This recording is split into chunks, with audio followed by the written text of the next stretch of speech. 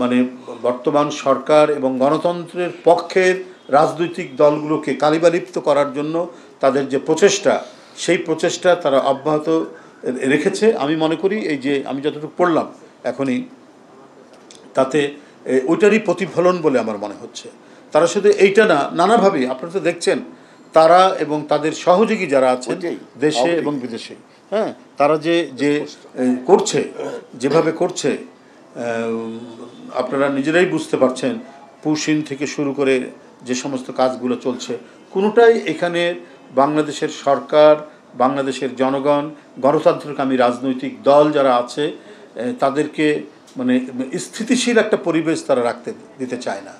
এবং তাদের ক্রমাগত প্রচেষ্টাই হচ্ছে কালিমালিপ্ত করা। এবং এই যে কালিমালিপ্ত করার যে প্রচেষ্টা, এই প্রচেষ্টা আপনারা বিগত 15-16 বছরে দেখেছেন জিয়া পরিবারের নামে এবং যারা আন্দোলনকামী রাজনৈতিক দল, গণতন্ত্রকামী রাজনৈতিক দল, তাদের বিরুদ্ধে ওরা মানে রাষ্ট্র ক্ষমতার জোরে মিডিয়াকে কবজায় নিয়ে যেভাবে অপপ্রচার চালিয়েছে, সেই অপপ্রচার এখন তারা গোপনেও তাদের টাকা দিয়ে, তাদের অস্ত্র দিয়ে তারা চালিয়ে যাচ্ছে। যার প্রমাণ হচ্ছে মুরাদনগরে যেটা দেখলাম, যে সেটা করেছে আওয়ামী লীগের একজন নেতা একটি হিন্দু পরিবারে গিয়ে যে অপকর্মটি করেছে, আমার মুখ দিয়ে বলতেও সেটা ঘৃণা লাগছে, সেটা আমাদের দলের নামে চাপিয়ে দেওয়ার চেষ্টা করছে।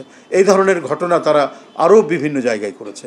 এবং যার প্রমাণ তো একটা নয়, আপনারা দেখেছেন শেখ হাসিনা পালিয়ে গেছে, কিন্তু দোসররা যে ভিতরে আছে, প্রশাসনে আছে, বিভিন্ন সেক্টরে আছে এবং তৃণমূলে সমাজের মধ্যেও তারা অবস্থান নিয়ে আছে বলেই আপনার মাত্র কয়েকদিন পর, 5ই আগস্টের কয়েকদিন পর স্বেচ্ছাসেবক দলের কি দপ্তর সম্পাদক না, তাকে আপনার হত্যা করেছে গোপালগঞ্জে, ক্রীড়া সম্পাদক, তাকে হত্যা করেছে গোপালগঞ্জে। তারপরে আপনার বৈষম্য বিরোধী এক ছাত্র নেতা, সে ছাত্র দল করতো নরসিংদীতে, তাকে হত্যা করেছে যুবলীগের নেতারা এই 5ই আগস্টের পরে। তার মানে ওরা তো চুপচাপ নেই। এবং একজন নামকরা আর্টিস্ট, ঢাকা বিশ্ববিদ্যালয় আর্ট ইনস্টিটিউটের, আমি ওর বাসায় গেছি মানিকগঞ্জে, সেই মানিকগঞ্জে তার বাড়ি পুড়িয়ে দিয়েছে। খুব নামকরা ভাস্কর্য শিল্পী, কি এই মুহূর্তে নামটা ভুলে গেলাম, আপনার নিশ্চয়ই মনে আছে। তো আসলে এই ঘটনাটা একটা বিচ্ছিন্ন, হ্যাঁ, মানব রাইট, গ্রেপ্তার করতে হবে, হ্যাঁ, মানব। তো সেই তার বাড়ি পুড়িয়ে দিয়েছে এই দোসররা। তো সুতরাং ঘটনা তো এইটা একটা না যে হঠাৎ করে হয়েছে, ওরা তো একটা নেটওয়ার্ক গড়ে তোলার চেষ্টা করছে এবং এই নেটওয়ার্ক ভাঙার দায়িত্ব হচ্ছে অন্তর্বর্তীকালীন সরকারের। আমরা বারবার বলেছি, আমাদের দলের নেতৃবৃন্দ এবং অন্যান্য গণতন্ত্রকামী রাজনৈতিক দল প্রতিনিয়ত, প্রতি মুহূর্তে আপনার এই কথা বলেছে যে প্রশাসনের মধ্যে নানা জায়গায় দোসররা আছে, আপনার দোসরদেরকে গ্রেপ্তার করুন, আইনের আওতায় নিয়ে আসুন, নিয়ে এসে তাদের বিচার করুন।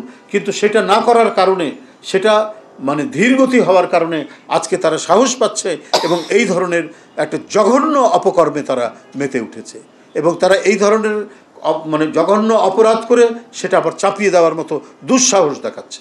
আমি অবিলম্বে মুরাদনগরের যে এই যে নোংরা এবং বাজে যে ঘটনাটি ঘটিয়েছে, তাকে গ্রেপ্তার করে তার দৃষ্টান্তমূলক শাস্তি দাবির আমি জোর দেব। গ্রেপ্তার হয়েছে, ও তাহলে ওর এখন বিচার করে তার দৃষ্টান্তমূলক শাস্তি দিতে হবে এবং দিয়ে জনগণকে দেখাতে হবে যে এই সরকার যথাযথভাবে কাজ করছে।